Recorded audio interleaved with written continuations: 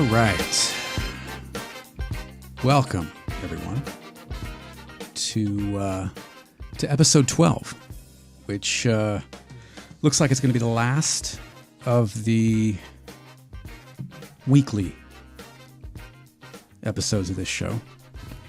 But before we get too far into it, I want to address why, because since kind of saying that this one was going to be the last one last week, I got a bunch of messages and a couple emails asking why. And it's really simple, actually. This was never really meant to be an ongoing sort of permanent solution. This was really meant to be kind of an experiment and a learning experience for me to build on and use as kind of a springboard for what comes next. I know that something in there is around community, but I still don't think this is the right platform for it. I don't think YouTube is the right, and let me be clear, YouTube is not the right platform for audio. I don't think.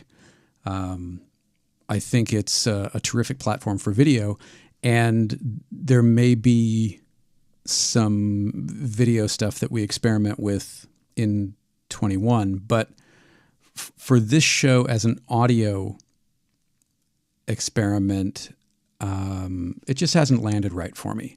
And I think a couple of the things that contribute to that are finding a time that works for everyone in the eastern part of the U.S., the western part of the U.S., the U.K. and Europe, Australia, everywhere where people are trying, or I'd like people to try and listen to, and in trying to come up with a time frame that works for everyone, it ends up kind of not working for anyone. So that's one of the things. One of the other things is it's calling in to put yourself out there live is difficult for some people, in the same way that people who aren't used to having their photographs taken, getting a portrait done is or can be difficult. So while I appreciate and am grateful for the interactions that we've had so far, if we look at the numbers, I think Adrianne has called in on 8 of the 12, and and there's nothing wrong with that. I'm not trying to say I'm unhappy with that, but I wanted this to be more engaging and more conversational, not so much a monologue and then Adrianne kind of having to bail me out when I'm tap dancing over dead air. So again, it's a learning experience for me as well, and I think there are some terrific ideas that I've had, that Adrianne has had, that some of you have had and have written in with for how to move forward and where to go next. And I think, one of the things that I love about the web is it is fluid, and you're not locked into something that's not working quite the way you want it to be. You can sort of tack in a different direction and see where it iterates to. That being said, I think that there will be some good things that come out of this. I think there will be some interesting things that come out of this that have a direct and indirect effect on certainly what I do next. So, if you have questions, if you have comments, if you'd like to offer some opinions or talk about it, feel free to call in, 202-539-0209. You can Skype me at Saddoris. If there's something you want to wrestle with, then now's the time to do it. the other day I've been on this Avedon kick. It's not a kick. I mean, Avedon is as I said in one of the morning live streams that we do these, Adrianne and I do these morning walk and talks when we take Cooper for a walk in the morning. And it's usually, 7:30, 7:30, 8 o'clock, somewhere around there. And which is terrific because a lot of the folks in Europe then can chime in. So that's been a lot of fun. Anyway, on one of these, I was talking about how Avedon for me is kind of like the flip side of the coin of Crutzen. That those two photographers really hit me very deeply, and so I've been doing a lot more reading and watching some interviews with Avedon. And there's one, I'll put a couple in the show notes. There's one that's terrific. Actually, there are two that are really terrific. And they're both interviews with Charlie Rose, who I really like Charlie Rose as an interviewer most of the time. Sometimes he tends to interrupt and answer his own questions rather than letting the people that he's talking to answer. But I do really like him. And one of the reasons I like him quite a bit is the variety of guests that he talks to. It's something that I definitely aspire to and have aspired to for a long time. He'll have writers, he'll have actors, he'll have photographers, he'll have politicians, he'll have, there's no sort of genre or discipline that's either exclusive or excluded from his guest list, and I really respect that. Anyway, so I was watching an interview with him from, this must have been maybe 94, 95, I think, because it was not long after his autobiography, Avedon's autobiography, came out, which I just found a first edition copy of, and I'm very excited about it. It should arrive next week. If you haven't seen this book, it's his autobiography in pictures, and some of the juxtapositions of left frame and right, or left page rather, and right page are really interesting. And there is something about his work. He's definitely one of my photographic heroes for a lot of reasons.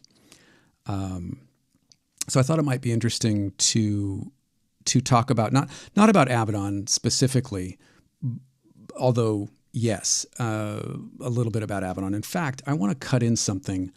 I have a friend named Hugh, and Hugh was a photographer for the Smithsonian American History Museum. And he's a treasure. He's an absolute treasure. He's a lovely person, incredibly talented photographer, and he's been doing it for a long, long time. A little bit of background: he used to work at the National Archives, and his first assignment at Archives was printing Matthew Brady's glass plates from the Civil War. And he had printed them in a way that they hadn't really been seen, with a tonal range that we hadn't really seen before then. Still is a brilliant printer. And he went on to print Steichen, and he went on to print Avedon. And so I was visiting him one day, and I asked him about Avedon because he's very, very familiar with his work, and very familiar with his work on a level that most of us are not, in that he has seen his negatives. He's been to the studio. He's worked with his team. He's a lot closer to the man and his work than certainly anybody I know. And so I asked him, was Avedon as good? Did he deserve the accolades Did his skill, his talent, his vision, his ability, whatever you want to call it, does it warrant the praise that we bestow on him? And so I want to play you a little bit of that conversation. It's only a couple minutes long, but I think you'll find it interesting. So here's a little bit of my conversation with Hugh Talman.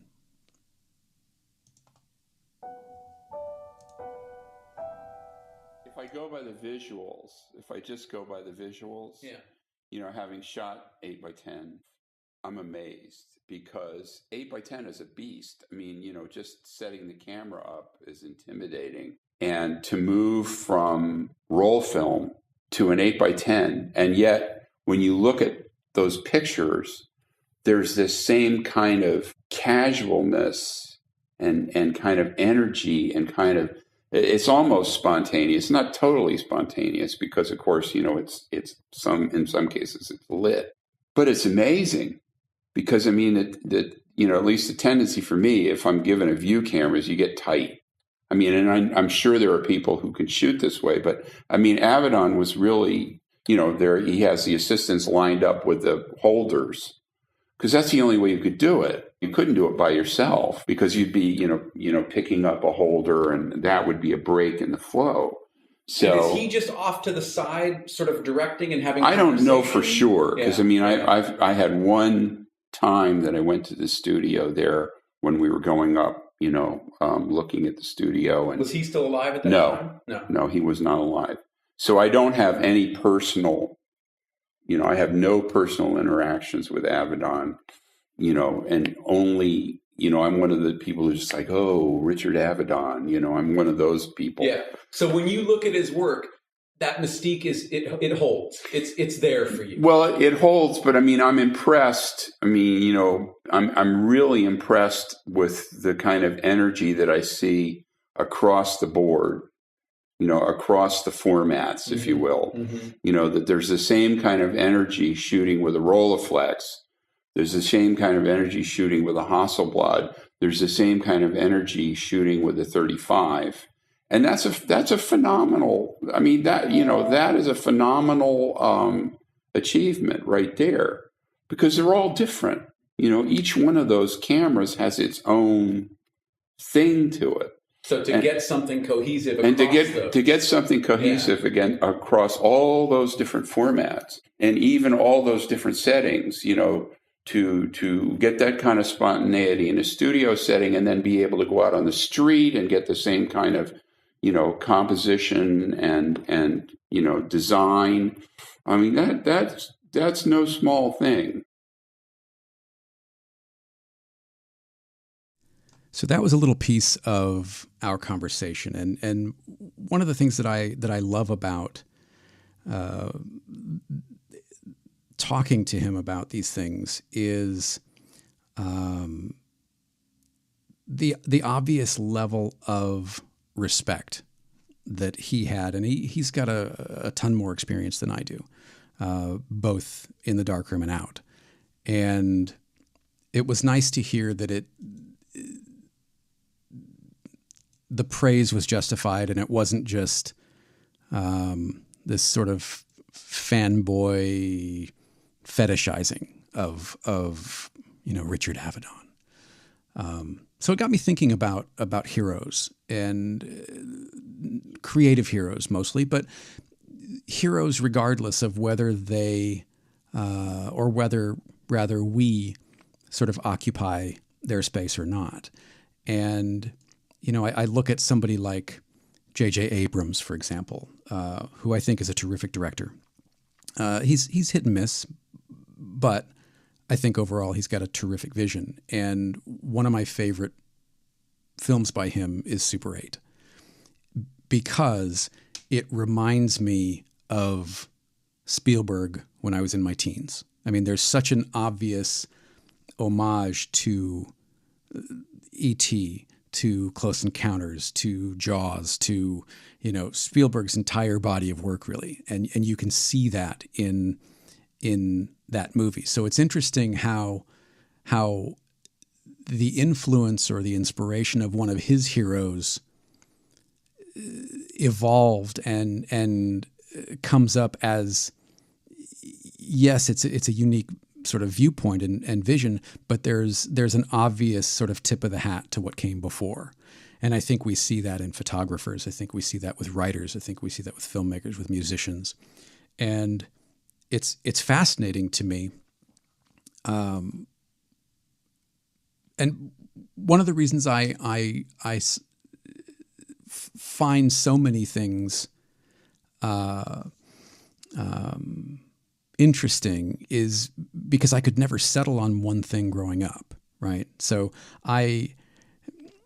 one of the areas that I think I'm a little unique is that I have this huge sort of back catalog, if you will, of experiences, which has been both a blessing and a curse. You know, the curse is on the jack of all trades, master of none kind of side, but where I see that as a strength is my background is so varied, and you know, I've worked in post-production, I've worked in 3D graphics, I've worked in design, I've worked in web design, print design. I was an art director at Universal. I have worked with Disney and Warner Brothers, and you know, practical special effects, and I was a welder, and like just all of these things that I've done. That experience allows me to talk to pretty much anyone about anything. Now, I might not be an expert, and in most areas, I'm obviously not an expert, but I'm at least able to speak the language, as it were, and I think have deeper conversations than something that feels, I don't know, more like a press junket. So this idea of letting your heroes inform me is kind of a double-edged sword for me, because I don't really have a thing that I do. You know, I don't really have a direction that I'm in. I can't say, well, I'm going to go be inspired by Richard Avedon and go take portraits. That's not what I do. I'm not going to go make films like J.J. Abrams. I'm not going to go write science fiction like William Gibson. I'm not going to play drums like Neil Peart. But I have written a book. I played drums in junior high. I, used to make short films with my friends in high school. So there is this sort of baseline level of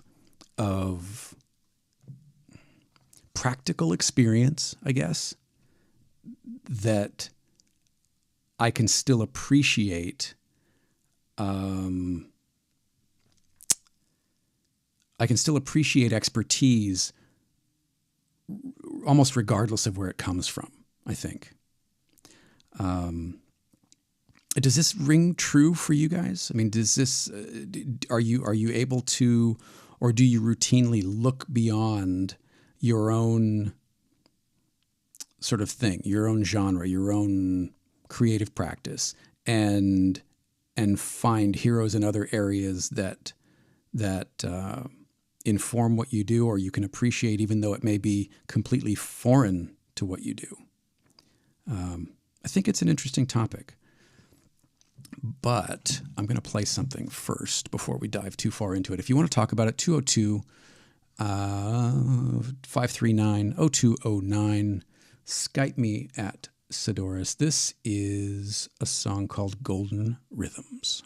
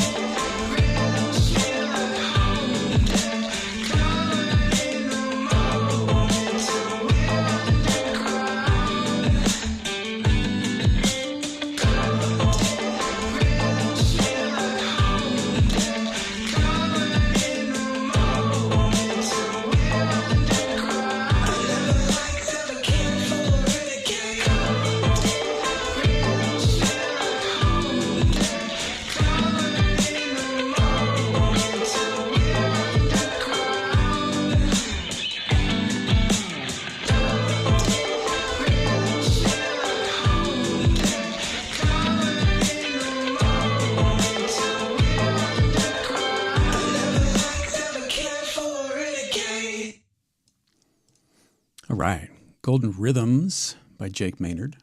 It's a good song. In the chat, Richard says this kind of gets back to the inspiration influence conversation. It absolutely does. You know, I think we as makers are often riding that line between influence and inspiration and trying to gauge how far to let the things that inspire us into our work. I know that's something that I have to kind of consciously think about. How much do I let the people that I look to for inspiration show up in my work? And I think that's something that a lot of us struggle with as we're trying to figure out what our voice might be, right? We're trying to figure out, a couple episodes back, we talked about what Crudson calls the story that you tell that kind of begins forming when we come of age. Somebody in the chats, Chris says, I'm of the thinking that not every idea has to start from a blank slate when there are plenty of foundations to build off of. That's exactly right. I agree with you 100%. Again, I think for me, it's how much of those foundations do I let into my own work before I start looking like, as my friend Father Bill would tell me, I'm painting with someone else's brush, right? That I have to walk that line, or am I starting to bring in too much of the Shepard Fairey influence? Am I starting to bring in too much of, the graphic design? It's all a balancing act, and I think that when we're looking at, Adrianne and I were talking about the hero's journey on one of our walks. In fact, it might have even been. It was either yesterday or today, and what makes someone a hero. And she just kind of chimed in the chat with me, what makes someone a hero, which I think is interesting. And I think it's different for everyone. For example, if we stick on Avedon for a second, I know quite a few people who don't think he's that great, or think he's overrated, or think that he sold out, or, whatever it is. And that's fine. I can see that. But you have to find those people who inspire you, and all of our heroes are going to be different. All of our relationships to them are going to be different. Last week I mentioned William Gibson, who is credited with coining the term cyberspace in literature anyway. And I've been lucky enough to see William a few times at book signings. And he's definitely one of my sort of literary heroes. If I could write like that, same with Stephen King. If I could write like that, I would probably write more. But in the same way that I can't create this sort of frenetic graphic design of David Carson or Chris Ashworth, I can't write in that stream of consciousness style of Gibson. I can appreciate it. And one of the byproducts of seeing him read his own material is now whenever I read one of his books, I hear his voice reading it in my head. And he's got this very particular cadence and drawl of way of speaking that has now become the de facto way I hear everything that he writes, which is kind of funny. But one of the things that I have struggled with is not letting someone else's work dictate what I do. And this is something I actually get asked about a lot, is how do you find something unique while still being inspired by someone else? How do you filter what they're doing through you and come out with something new on the other side? And I think that's different for everyone. For me, when I go into sort of hardware mode of producing new work, I purposefully don't look at anything directly related to what I'm doing. So if I'm doing a new painting project or a new collage project, I don't look at anything while I'm trying to figure out where I want to go with my own work until I have a pretty solid idea of where I want to go, because I don't want that influence coloring what it is I'm trying to say or what I'm trying to build. And I've talked to a couple photographers about that, and there's a similar thread that I have found in some of my friends, where if they're trying to come up with an actual body of work, they will purposefully stay away from looking for, let's say, street photography, for example. They'll purposefully stay away from looking at other street photographers until they've got a direction of where they want to go. Again, because you don't want to let that influence sort of bleed in. And it can happen subconsciously. It's not like you're looking at somebody and, if I'm going to go out and shoot street photos, I'm not going to go, well, I'm going to go look at Josh Jackson's work so I can recreate what Josh does. I don't see the way Josh does. I will never see the way Josh does. Few people see the way Josh does. And I mean that as an absolute compliment. But I feel like if I spent a lot of time looking at his work, or even Saul Leiter's work, or any of the people that, Fred Herzog, I would try and find compositions that echo what they're doing. And then it would cease to really be my own, I think. I think it would be me doing, parroting their work. It would be me parroting Josh. It would be me parroting Saul. It would be me parroting Fred. So I think that while inspiration and influence are important, there's also a time when you need to let that go and figure out what you want to say and figure out where you want to go, sort of unencumbered by the people that you look up to, your creative heroes. 202-539-0209, if any of this is making sense, or if I'm completely off base and you want to tell me I'm completely off base, feel free to call in. Let's see. Maybe Adrianne will call in, because I know we had some things that we were talking about this morning. Adrianne, if you're listening, do you want to call in and fill in some of these gaps with me? Maybe not.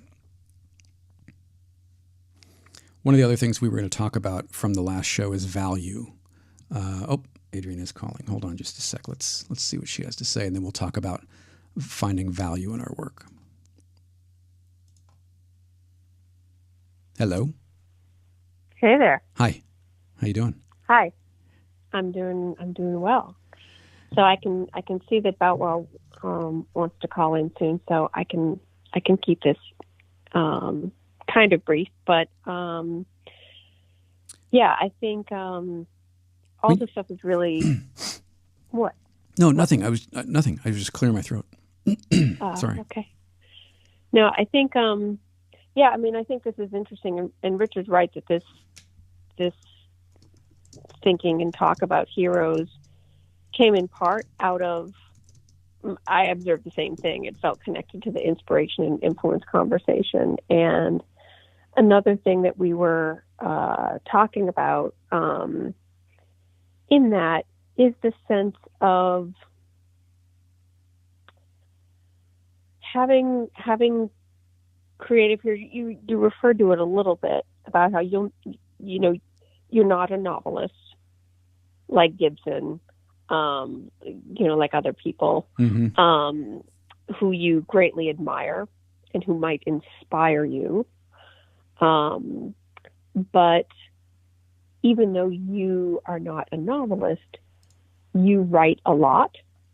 And now that you have produced a book, I asked you whether your experience in having produced a book, albeit not a novel, gave you a different perspective and a different sort of appreciation, and maybe even whether you see him as even more of a hero, because not only do you appreciate the end product, you have now had some experience with the process. Right. of producing Right. a big thing. I think that's part of why I have so many interests, is because I want to, as best as I can, at least try on somebody else's shoes to see what they go through. Yeah, and I think, one of the things I was reflecting on when we were talking about it this morning is that I think that when we see someone or consider someone a hero, we might think about the various reasons that might be. Why might we consider someone a hero or an inspiration? Mm-hmm. We're bringing our own lens and our own assumptions or our own knowledge or lack of knowledge about the area that they work in. Our perspective on them and their work is through our own. It's in relation to us, either in I have experiences or knowledge that I can connect with this person, Mm-hmm. and so I'm blown away at how brilliant they are or how inspiring they are, partly because I have some basis for appreciating just how difficult it is, Right. or just how rare it is. Or in other cases, we may just be wildly inspired by someone or consider someone a creative hero in an area where we don't have any personal direct experience at it, but there's like a mystique about it, Mm-hmm. almost. Mm-hmm. And part of what I didn't say this morning is that I feel like there's some parallel between careers that we might see, when you're younger. You think, I want to be an astronaut when I grow up, or I want to be a professor when I grow up. Mm-hmm. There may be a mystique to certain things that you may find wildly inspiring, but really they are ill-informed, because unless you know someone Right. who is an astronaut or a professor or something, Right. part of what you might admire is some assumptions or some mystique that you're kind of attaching to that. Sure. And you're seeing a Fine. curated kind of representation of what that thing is or who that person is. Right. And someone could feel that way about, I want to be a photojournalist or a world famous, celebrity photographer or something, and imagining what that might be without perhaps realizing all the grunt work, all the non-glamorous stuff, all the stuff that's behind the scenes that also is part of that. Yeah. Yeah. I wanted to be, you know this story. I wanted to be a photojournalist for a bit until I saw the Larry Burroughs pictures from Vietnam and saw what a horrible, horrible, dangerous situation that conflict photojournalists find themselves in. And I went, nope, didn't think about that part. I just thought about I was thinking about the travel and going to exotic locales and making pictures. And then, when the reality of it hits you, you go, oh, this is not what I thought. Right. And I do think there is something around that, whether it's a creative pursuit or otherwise. I do think that there can be a little disillusionment that happens once you learn more about what it really entails. Mm-hmm. Because you may end up with a more realistic sense, which is one way in which I think we do a disservice to kids by pressuring them to try to wrap their heads around what they want to be and do right. when they get older. Because unless they have been exposed to those things, they have very little to go on other than just the imagination of what those things might be. They don't really have a sense of what a day-to-day might be. Right. Because you've been to the zoo doesn't mean you want to be a veterinarian or something. Right. Yeah. Right. And I do. So this is this idea about who we make or who we name as heroes. I think creatively or otherwise. I think it's interesting, those that, again, we can relate to because we have some practical, direct experience in their field, or maybe largely have book knowledge, and it's appreciation from a distance. Right. Rather than practical. Rather than practical, because that's the other thing that you and I got talking about is those who have book knowledge about a field, creative or otherwise, might have a ton of book knowledge about a field, but might not have any direct experience creating in that field. Right. And that has been one of my hangups in the past. That has been, and I think it's been, that opinion has been informed by my own life experience, where I've tried to do as many things as I can, whether that's for 6 months, a year, 5 years, whatever. I still want those experiences. I still want to know the practical relationship to that skill, to that ability, to that thing that you're doing. Do you know what I mean? Absolutely. And even if your level of experience or level of proficiency with that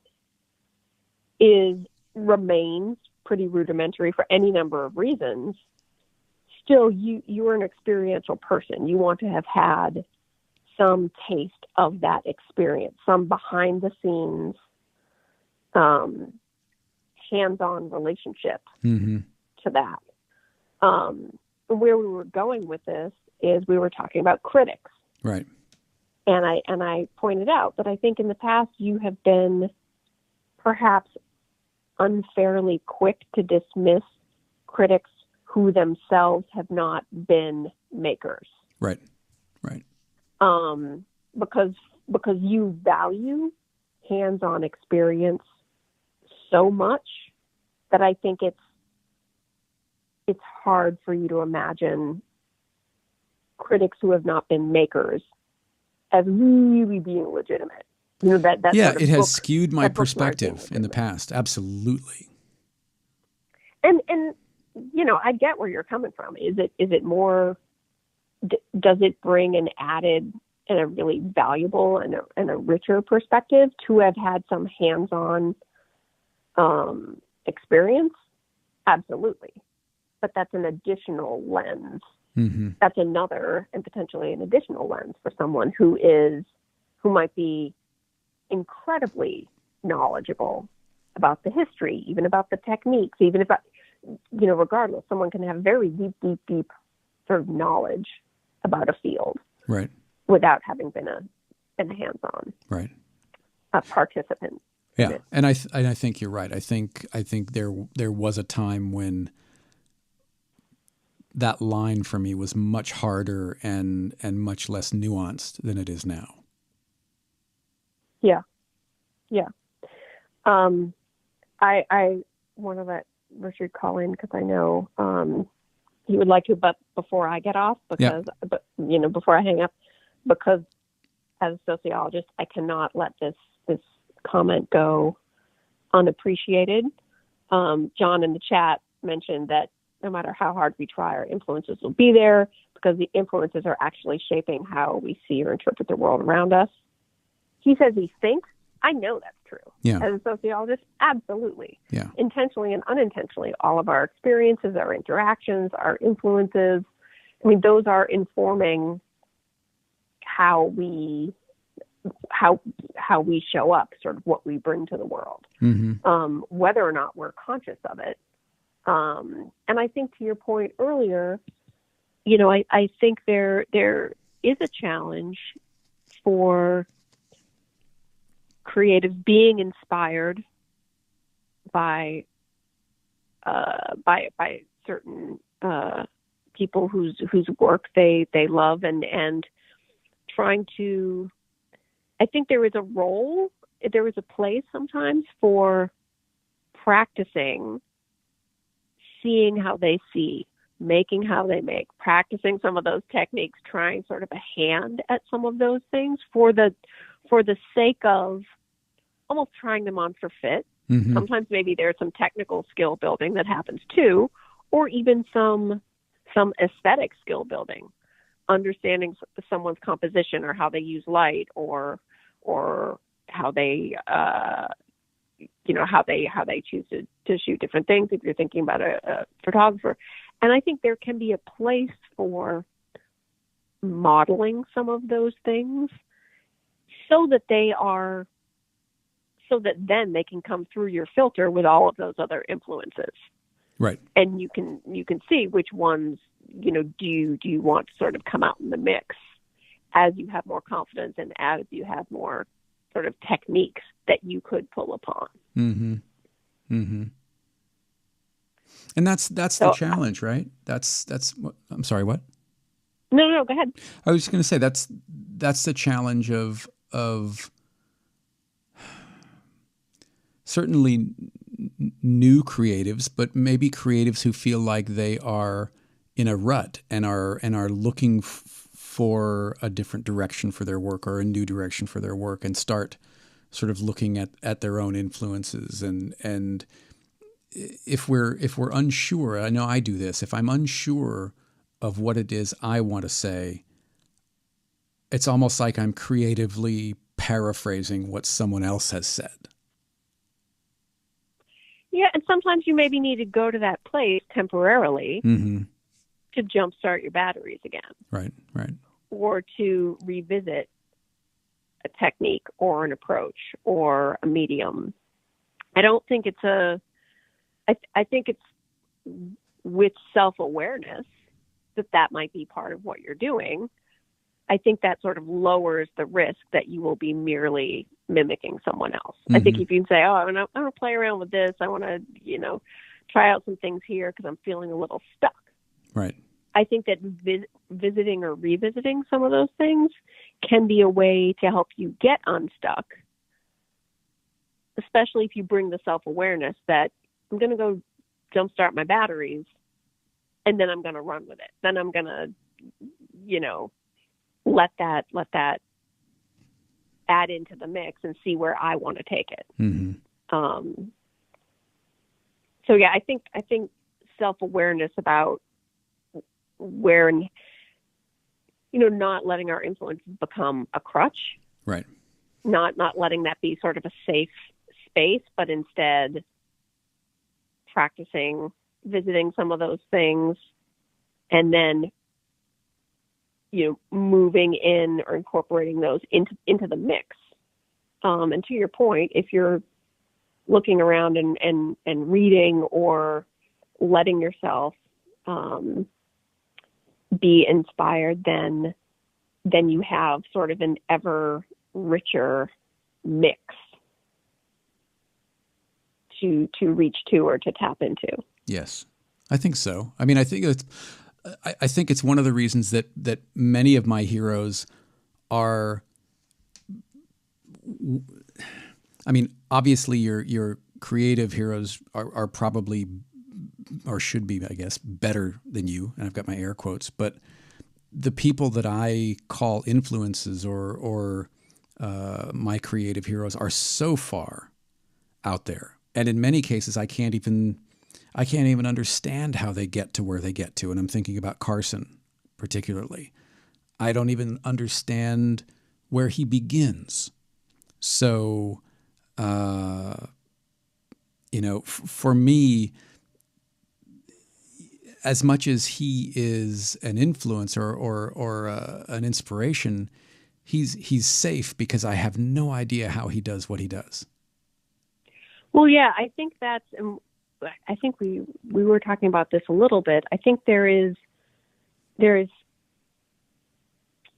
maybe a distinction between people we consider heroes and that we might be in awe of because they blow our minds. Right. And they are so far beyond that we know they are way outside our, what we could ever imagine, do, make, whatever. Right. So there is something like there is that that kind of hero, and then I think there are other heroes who are more aspirational and more directly intentional, where we might think, yes, they're brilliant, but I can kind of connect with them. Right. I can kind of go there. Yeah. Rauschenberg is one of those for me. Yeah, absolutely. And in fact, Chris just said in the chat, I see a blend of Shepard, Rauschenberg, and Rothko influences in your propaganda series. I appreciate that more than you can possibly imagine, Chris. Thank you.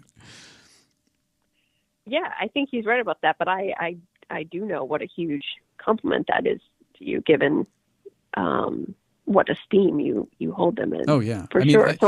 So I do think, yeah. It's phenomenal. I mean, it's and you know when you stand, and this is one of the things I love about being here in this city and being on the East Coast with all of these museums at our disposal. Well, when they were open, you know, the first time that I came here for a visit and met with Michelle, and she took me into her, or, you know, showed me her lab at the National Gallery, and we, you know, there's security, and then you go down and there's like a retina scanner, and you know, you have to fob in, and it's like hugely secure place, right? Because this is, you know, some of the most, you know, valuable artwork on the planet, and you go through these doors, and to my right as I pass through, there's this Rauschenberg piece that they were at the time restoring. And I just, I mean, I physically gasped when I saw the thing, because I'm sure you know, I'm 2 feet away from this thing. I think I even may have asked her, "Can I touch it?" And she says, "No." Yeah, I think I was there for that, because I feel like I remember this, but I don't know if I've heard the story. But yeah, I think there is that, you know, to have the heroes who blow our minds.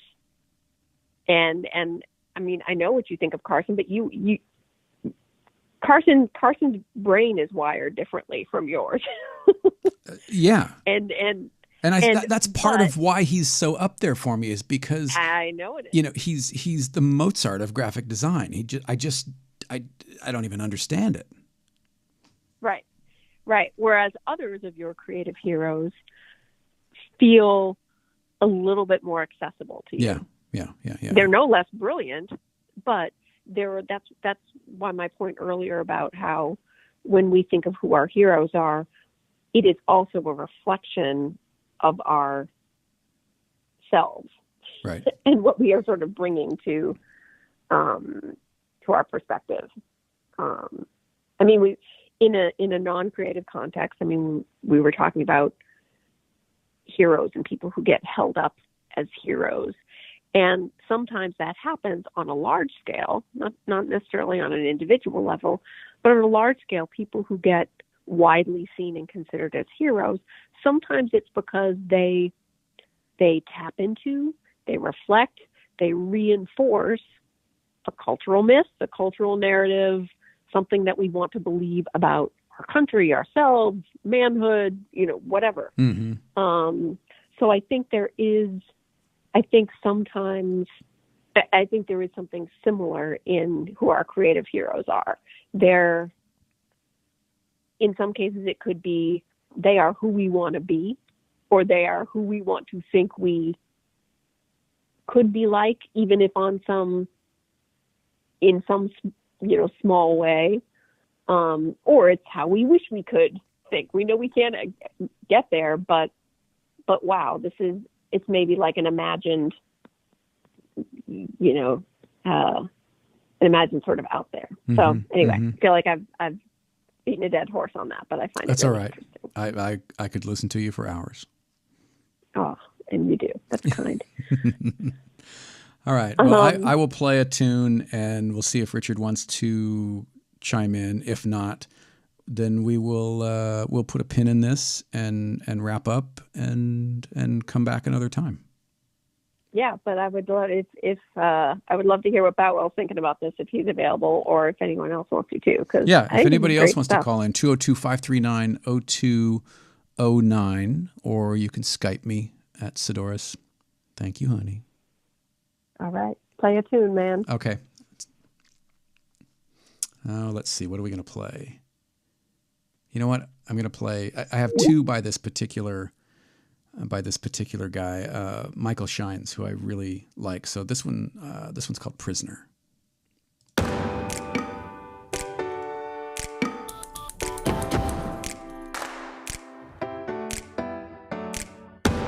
I used to be a free man, did whatever I did please.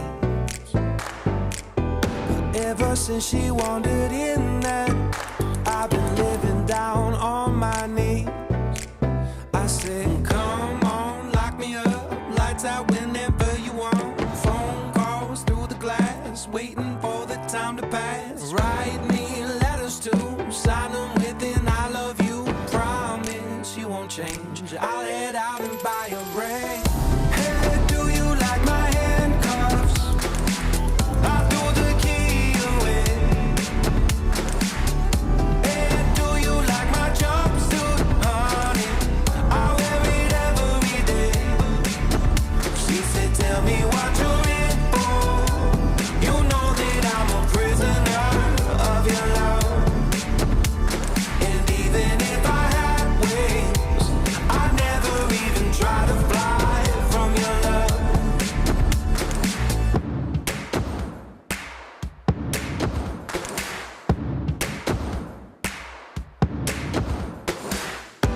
She used to keep it casual, but now she's dressing like we're going out.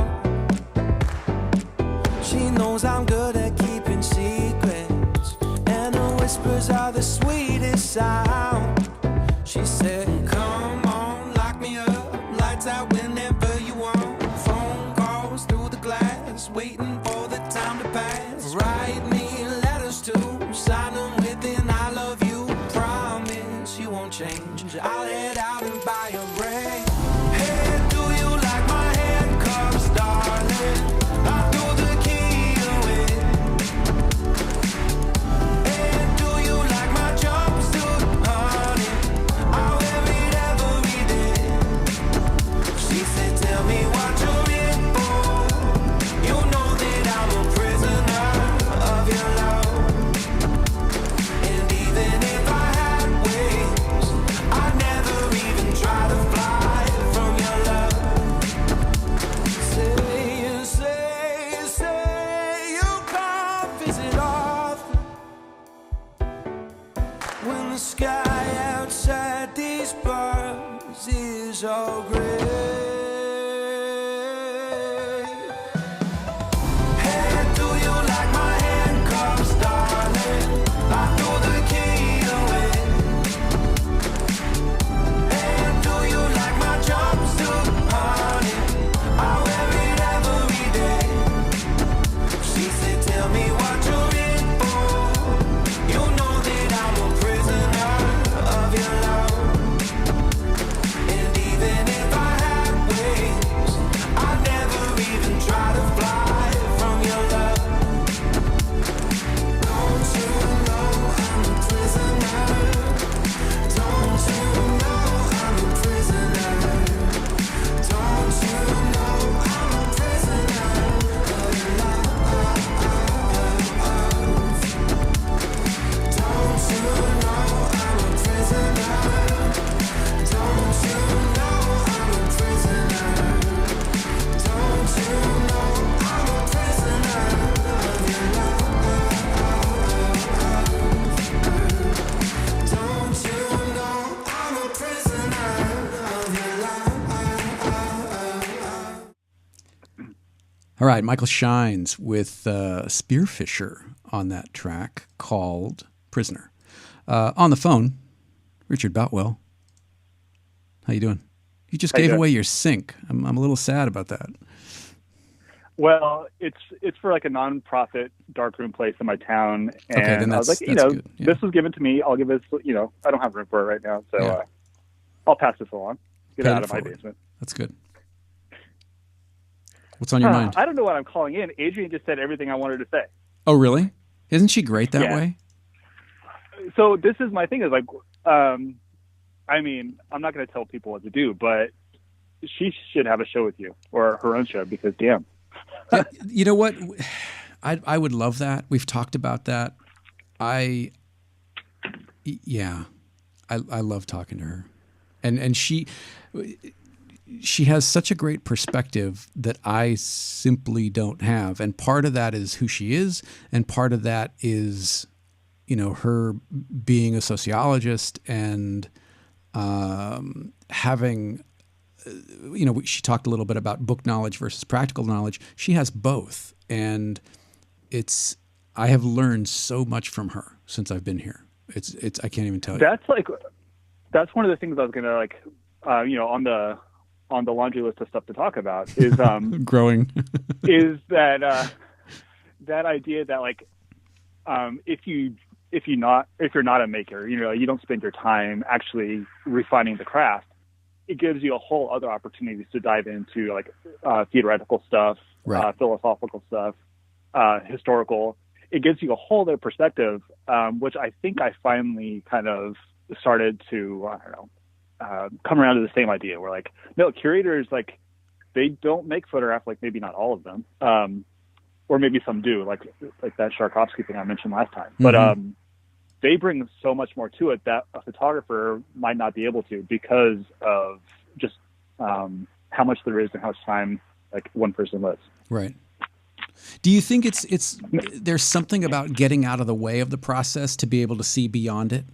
I mean, as a maker, if you're in the process of making, that is always going to be in there. But if you're looking at it from a distance, and I think this is one of the things I appreciate so much about Adrianne is she is very creative in ways that I am not, but she is also able to see and appreciate, again, because she's got this sociology background, she's able to see and appreciate the meaning in what I'm trying to do in ways that I just can't see. I just don't have that tool set.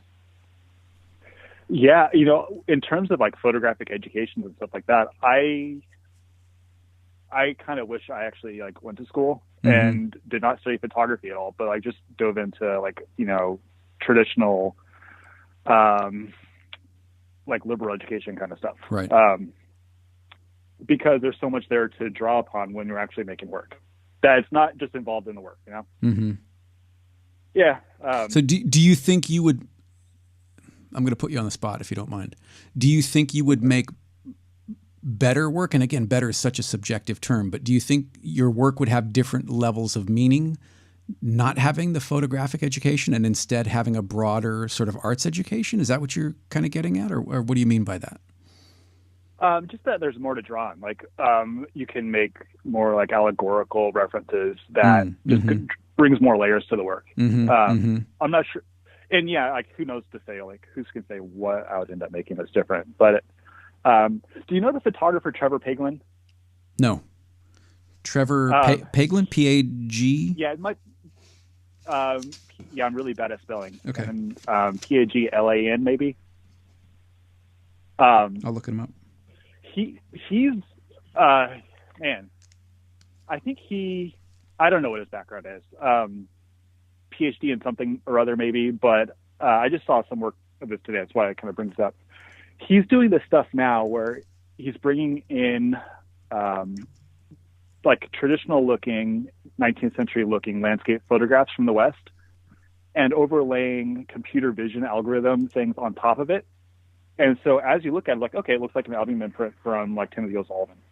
But then you start seeing these other things in it that are based on computer generated or computer vision algorithms like shape detection, and all this stuff kind of ties into surveillance, how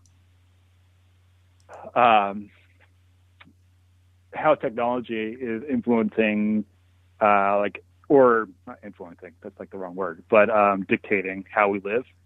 Interesting. And putting restrictions and all sorts of things on just daily lives that we kind of aren't aware of, and using art and photography to kind of convey those ideas. But so I had a glimmer of that idea, kind of with that Google Earth stuff I did, last 2000 something or other. Right. But it's the people can just take it to whole levels because they have the broader depth of knowledge. And it's just really cool to see what comes out of it. I'm looking at his work. It's really interesting. Oh, he's from Maryland too. Isn't that interesting? Huh. I think he's out of Berkeley right now. Like he's based on the West Coast. Yeah, now, but based he teaches in at Berkeley. Yeah, interesting. Huh. Yeah, this is interesting. I have not seen him before. See, you're always giving me new stuff to look at, man. there's a lot out there. That's it though. Oh yeah, man. So I listened after you mentioned Avedon this morning on the walk. I watched as I was like winding down tonight. I think it was like a PBS American Masters documentary from the mid '90s, probably. Was it Shadows and Light? Was it that one? Yes. Yep. Yeah. Where it starts out with him like just hang the pictures, just hang the pictures. Yeah. yeah. Right. What can you say? Like I said, I don't know how much time you want to spend tonight, but like him or not, and let me just tell you, like I saw some like of those giant prints, probably 2003 or 2004, and they're probably some of the best prints I've ever seen. Yeah. But love him or hate him, like think he's overrated or not, like I don't think he is, but the thing that maybe makes him like such a giant is like the energy and just the longevity and the work he put in. It's like the never stopping, like I should take a break, can't take a break, kind of stuff that you mentioned in the documentary. Right. Well, and it cost him nonstop. It cost him his family. It cost him his relationship with his son. That level of obsession, crazy. And that's what I didn't realize all of that. And I think that's one of those dangers of like seeing and talking about people as heroes, is because I don't know, like we're all flawed, and to get to that level, I'm not saying that you have to be flawed, but like there's things that like are going to slip away because of it. And like that's something like I don't know, it's like the Edward Weston stuff, like left his kids, like right. 4 kids, or brought one of them and went to Mexico. Like, like mine, like photographic hero when I was growing up. But I don't know how I would do that right now. Like, right. It's like terrifying. Well, you mentioned like a Basquiat documentary. Was Basquiat as obsessed with his work? Because one of the things that Rose and Avedon were saying is that most, I don't know if they said most or all, but certainly most was in there, of the great artists were obsessed with their work, were obsessed by making the work. Do you find that true? And I know you'd mentioned the Basquiat documentary. Was he the same way? So I kind of like had a peripheral like knowledge of Basquiat, but like watching the documentary, yeah, like it seemed like he had people over at his house and he would be painting in the middle of dinner. Wow. And just like he would be out partying, have an idea, go home and make a painting that night, and like it's done. Wow. Yeah, just like prolific. And I didn't realize he had died probably before he turned 30. I think he was 27 when he died. And so he had 10 years of like just incredible energy and output, but also like super tragic and super troubled. And lost it all, like lost his life. Right. But now like people are like, he's the greatest modern painter there's been. Yeah. I'll be honest with you. I don't know much about him. I for whatever reason, his work just never really landed. I don't connect with it. Yeah. Yeah, I don't connect with it either. It's just it's one of those things I kind of came across, partly because I think of that Price of Everything movie. He was like mentioned in that so much. Right. I was like, I got to know like what this is about. Right. So that's kind of where that came from. But yeah, like troubled, but obsessed. And interesting. I don't know.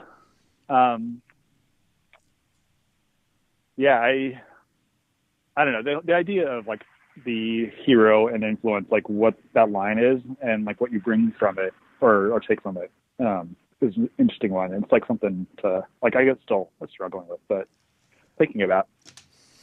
Yeah, it's a long discussion. I think it's a multi-part discussion. Yeah, the like you're kind of getting into like how much do you draw like when you're like not physically drawing, but like inspiration or ideas that you suck up when you're trying to develop what you want to say. Not you, I mean like the one Right.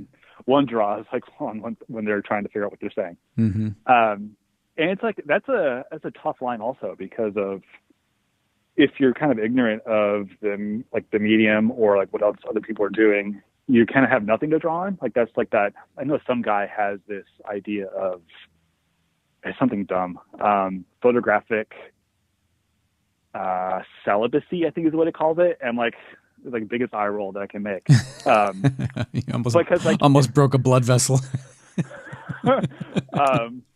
It's like if you don't look at anything, like how informed are you like when you're actually making your work? Right.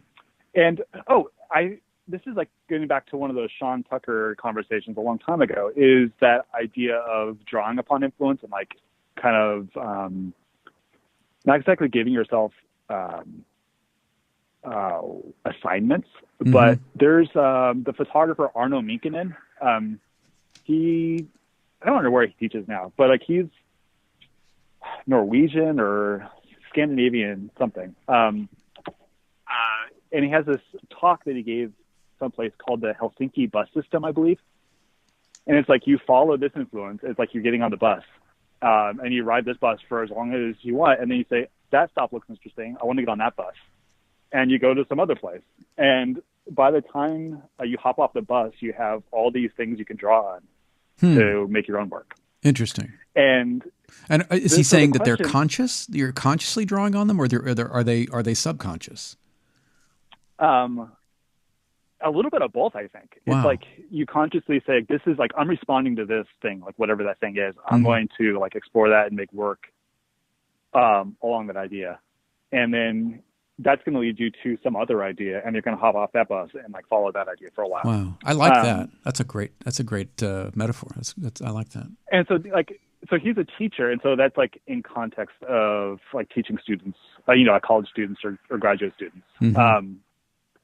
But so like the question I kind of have is like, as you're a like developing artist, like where does that stop?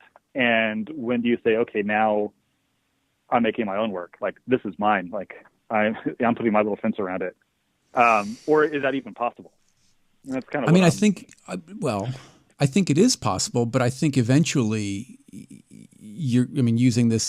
continuing this, you're going to get back on the bus, right? Because you're in different seasons of your creative life, and like Adrianne was saying, you might need a little jump start. You might need to sort of recharge that wellspring that you're drawing from, and that might be filled by more new work or revisiting old work, but work that's not your own.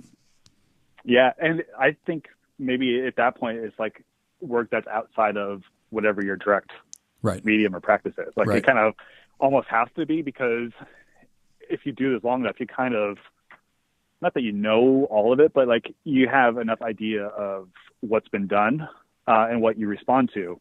And of course you can kind of go back to things and respond to it differently later as you kind of grow. Right. But that the larger leaps will come from things that are outside of your like dedicated medium. I think so. I mean, I want to believe that that's the way it works. That the indirect influences are they lead to more interesting places than the direct influences, I think. Yeah. Yeah. Yeah. Well, that's all I got. All right. Well, that's enough. Thank you. That's all I got for tonight, at least. All right. Well, we'll touch base. I'll touch base with you tomorrow and see what you're up to. Sounds good. Yep. And I don't know. Like I said, thanks so much for all of this. Because I appreciate it. And this will go somewhere, right? This isn't the end of all of this. It's just the end of this particular experiment, right? Yeah, and I'm excited to see where it goes. Me too. Well, you're going to be part of it, so I'm glad you're excited. I've just recruited you. All right, sounds good. All right, I'll talk to you later. All right, have a good night. All right, you too. Bye. All right. Well, gang, I think this brings us to the end or near the end of this particular experiment. But this has been a lot of fun, and I think I've learned a lot from this. I've certainly stepped outside of my own comfort zone for it, and it will definitely inform where we go next. And hopefully, I'm using that term "we" intentionally. I hope it will be a "we." What it has absolutely reinforced is that I love conversation, and I love being in conversation much more than I love monologues. The monologues that I enjoy producing, are the episodes of Iterations where I have time to think about things and kind of reflect on them and make notes and have a little more control over message and delivery rather than spontaneously trying to, task myself with coming up with something profound or interesting or relevant or insert word here. But I do think this will lead somewhere interesting. And I'm not sure what that looks like. I hope to have some more detail in the coming weeks. But thank you all, really, for being here, for the chats, for the calls, for all of it, especially Adrianne. I wouldn't be here if not for her. And you can interpret that however you need to. But I wouldn't be here. So I want to play us out with a little song that is for my lovely wife. This is Next to You, and I will see you, or I will talk to you on the next one, whatever that is. Thanks again for being here.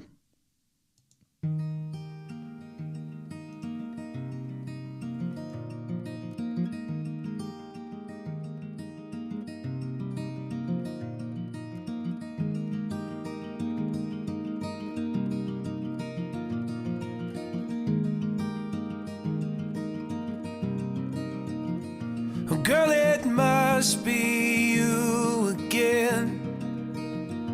You have gone straight to my head. Take the pills and go to bed, but I'm still hooked on this. Well, you are sacred in a way. I don't know God, but still have faith that He will manifest some way when I am next to you.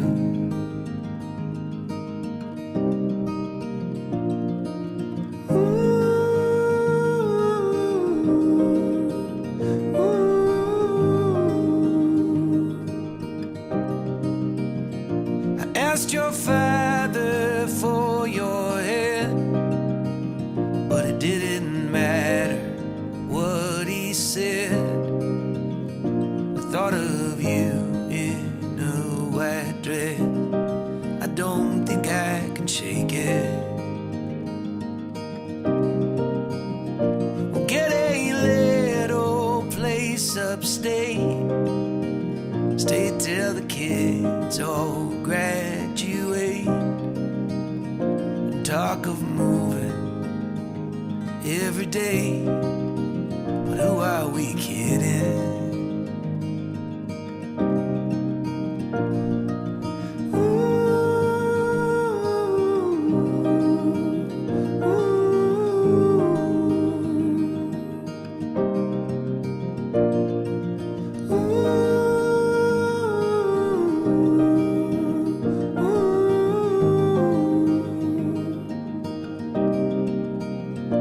We made all our memories here, felt our joys and shed our tears. And when the Holy Ghost appears, sends me back a few more years, I'll be buried next to you. The world will keep on turning too. But if I am next to you, I do not care.